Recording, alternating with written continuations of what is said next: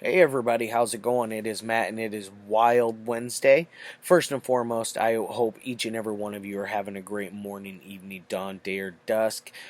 Please do like, share, and subscribe. And for any of you new faces around here, if you ever want to know more information on the film, as far as if there's any kind of like weird trivia or a basic synopsis, if I don't cover it as well if I don't cover it as well if as you would like me to do. There is a basic synopsis and the casting and crew located in the description box. So do always look in there if you ever have some more questions on the film that I'm doing. And there is always either a link for a trailer or a link for a scene in the movie. There's only been, I think, one movie that I've ever done so far that I couldn't find a trailer or a scene for. I can't remember which one it was now off the top of my head. I want to say it was The Devil from Massacre Video. I had a hard time finding a trailer for that one because a lot of them weren't linked online for whatever reason. But anyways, let me get on to today's film. Today's is a fun one. It's the 30th anniversary slasher edition on this from Olive Films. It came out in 1984, so I got this back in, do the math, folks, 2004. All right. This is unrated. It runs at an hour and 22 minutes. If this one ever suffered from cuts, I'd be very surprised because I would say it's a rated R movie, if you at most, because there is enough sleaze to it to give it that rated R, but it's not sleazy enough to give it an NC-17 or an X in my opinion on this one. And this one stars Tom Bongiorno, Stephanie Lee Steele, Thomas Q, and Janine Lowe. And this is directed by L. Scott Castillo Jr. And this is none other than Satan's Blade. Yes. I do like this one.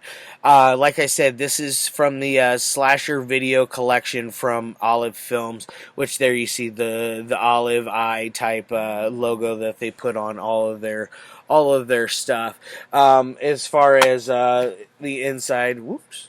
It's still in the Blu-ray player. But there's zero reversible cover artwork on this one.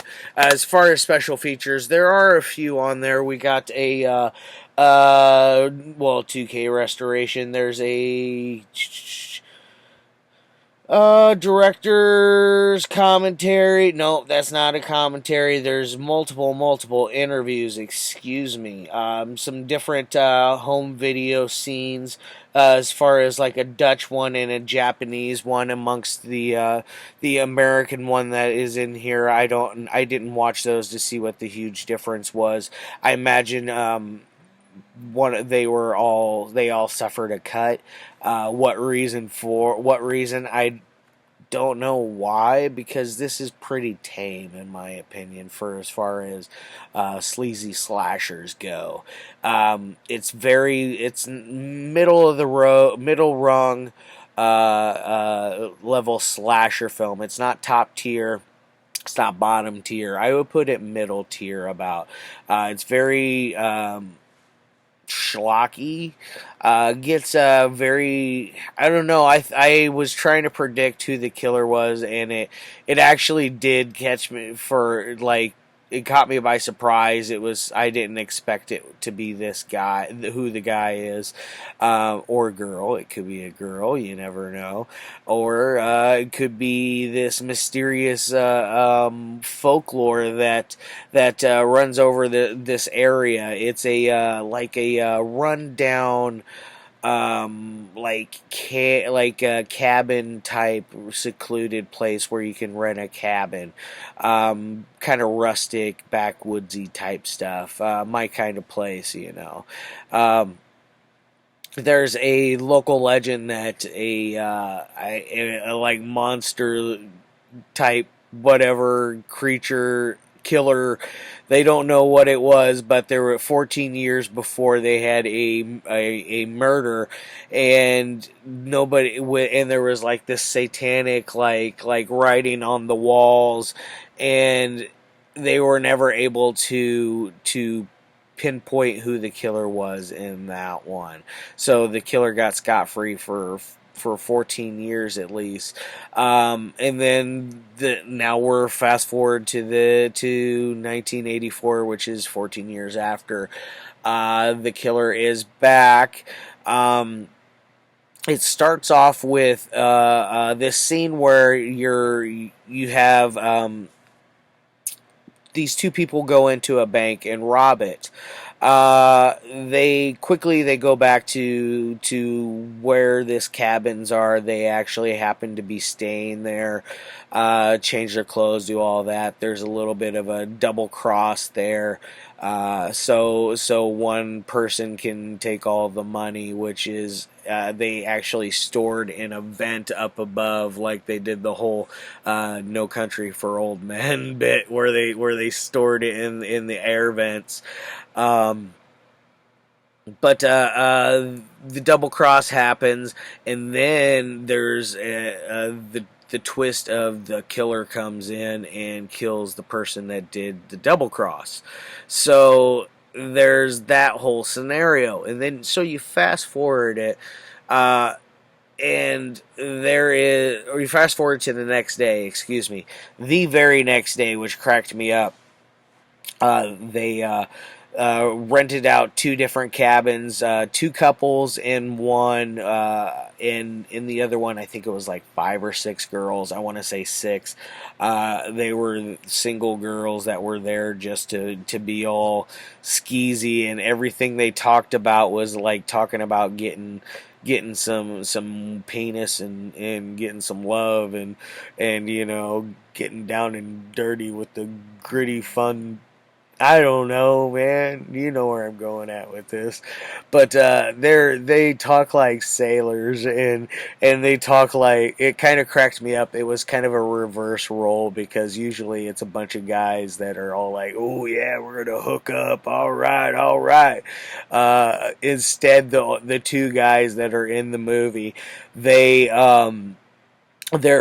with women, and they both are very dedicated and love their spouse. So it's kind of a weird little thing, because one of the girls in the group of 6 the group of girls that happens to dig, I think it's Tom Bongiorno's character, excuse me. I think that was him that played that part. But he's kind of a small, almost like dweeby in ways, but not. He is a lawyer, and the other guy that's with him is one of his clients. And his client basically is treating him to this weekend getaway to say as a thanks for everything that he's done for him. And there's a running gag in the whole movie about the guy that plays the client. He's a bigger guy with a beard, and he's kind of looks like a man's man from back in those days. He's very not rough. He's very gruff and rugged looking. The joke is he's always hungry, because every time you turn around, they're talking about him either eating or getting ready to eat or wanting to eat more. And they even at one point they go to an Italian restaurant. The couple, just the client and his wife, they go to an Italian restaurant while the lawyer and his wife go and have makeup sex up in the cabin. It's quite funny. Like, it's an awkward making love type scene. It gets weird. Where was he going? Anyways, he goes to this Italian restaurant, and he comes back, and he's carrying 2 pizzas, and it's like, "Oh, I brought these for you." but they're for us, and he quickly grabs them and he's like, yes, for us, like he makes sure that he's gonna get some more Italian food. He's gonna get him some pizza. It's kind of funny. But you know where I'm going with this. There's a killer, comes back, starts picking them off one by one by one. Um, you have some interesting things happen at the build up to the climax and the actual climax of this film. It does build up rather well. Like I said, I did not. Uh,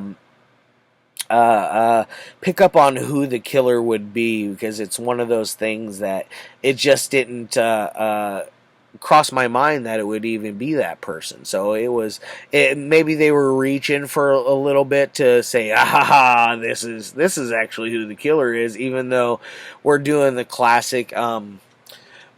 You know what kind of person it is, because you can see their arm reach in.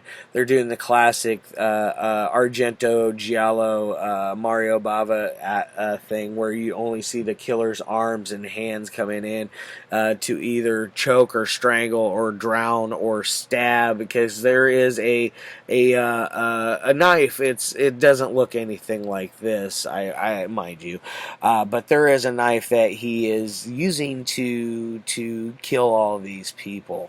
It's kind of cool looking though. Different kind of. I mean, the blade I've seen, but the way the handle is set up, it's like, huh, that's pretty interesting. I like that. But let's get on to ratings of this one. So on the technical side, it does very textbook filming. It does it the correct way, in my opinion. There's no really bad parts in the film. It gets super cheesy, and there are some spots like where it gets a little slow. Mind you, the after the first the opening sequence with the bank robbery and the double cross going on, after that it gets a little slow. It takes about another 15 minutes or so to really start to pick up. 12 to 15 minutes, I can't remember exactly, but right around there it begins to pick back up, and it gets a nice little pace going, especially like I said, the build up to the end in the finale. There's quite the build up there, and it works. So I'm gonna give it a 3 there on that one, only because there were flub ups in there, like at one point, one of the police officers was wearing white shoes, like tennis shoes, as all like the actual like sheriff was wearing, regular shoes. And then later, like maybe, I don't know, like 10 minutes later, he's wearing the actual police shoes but he must have put them on while he was on the scene, because he didn't have those beforehand. It was kind of funny. And there's also the very classic funny joke that always makes me giggle, is when the boom mic drops down in, and you can see it like just like dipping in the top like this. There is that whole thing going on, and it's quite hilarious. I caught it like probably 4 or 5 different times, different scenes that they did it, because I'm guessing the cabin was so cramped for room that it was almost impossible to get that boom mic in certain places without showing it, I imagine. So we're gonna get, that's why it's getting a 3 on the technical side. Now, for entertainment side, it's going to get a 3 as well, just because it is very middle of the road. Like I said, it's a middle rung slasher. It's not top tier. It's not bottom tier. It's definitely middle rung. So definitely keep that in mind when you go in here. So a 6 out of 10 is above average score. It's not a bad film by any means. I do suggest it for my friends and family and fans out there who like cheesy 80s slasher films that are a little off the beaten path. Because this is one that I don't really hear a ton of people talk about. It does deserve a little more love, in my opinion. I thought it was a lot of fun. And Olive Films did a decent job with the transfer on this. I can't. It's one of those. I imagine it wasn't a decent source to transfer it onto. So it's kind of. It doesn't get grainy, but it's not quite up to par, in my opinion. Alright, guys, I'm going to put that down. I'm going to get the hell out of here. I got some stuff to do. I hope each and every one of you have a great day. I'll see you tomorrow with another classic Friday. I got an awesome movie lined up. I shall see you tomorrow, guys. And as always, love your faces.